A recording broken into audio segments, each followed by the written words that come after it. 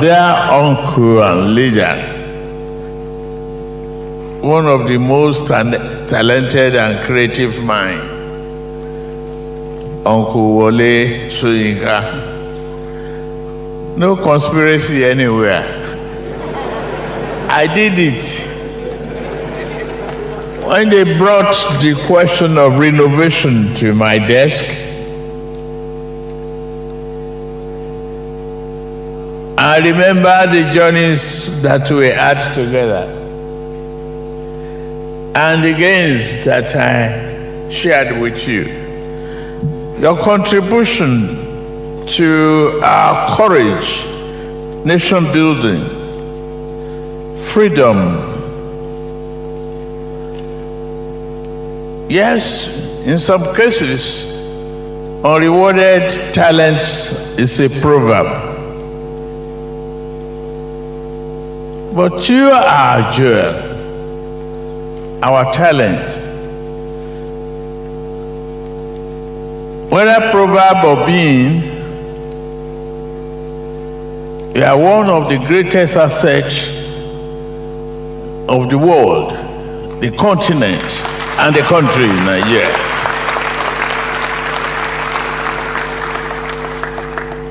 So it couldn't have been anything else. And I know definitely you will not disobey this president. So I say it has to be Wole Soyinka Center. Profound symbolism, independence, and renewed hope meet here today, marking a turning point for Nigeria's cultural and creative destiny. As His Excellency President Bola Ahmed Tinubu leads us in this commemorating of a milestone and of freedom, he also gives the nation the rebirth of this cultural landmark with the opening of the Wole Soyinka Center for Culture and Creative Arts.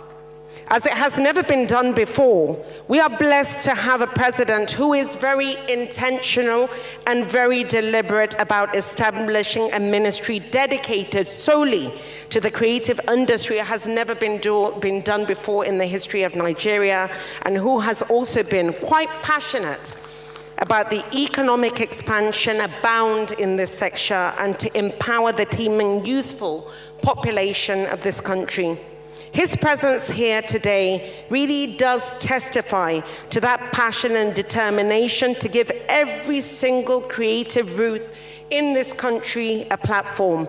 For nearly 5 decades, this center, formerly known as the National Theatre, built in 1976 in preparation for Festac 77, has stood as a historical hub of African culture, a place where our stories were told, our voices amplified, and our identity affirmed.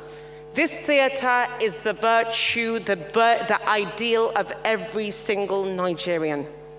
It is only fitting that this landmark now bears the name of Professor Wole Soyinka, our Nobel Laureate and eternal storyteller. About 25% of monuments, whether they're buildings or roads in particular in this country, or whatever institutions, are well and truly deserved. I haven't been guilty of saying that other people do not merit this kind of monumental dedication. And then I have to stand up in public and watch my name being put up as yet another appropriator. It just didn't sit very well on me. But by the time I thought it over again, no, I mustn't forget, one of your predecessors, I actually challenged him in public in Abuja. I must mention this. I said, you're supposed to be, right in public there, you're supposed to be the figure of probity. And yet, you're now occupying a space of my approach to this, to naming ceremonies, naming events. However, by the time I looked at the history of theater in this country, and I think of my predecessors, Hubert Ogunde, Dola Dipo, Fiberissima, the very little known and recognized and celebrated opera composers, operatic composers.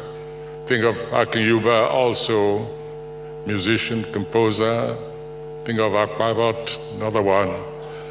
By the time I looked at all of them, I said, well, somebody has to carry the can.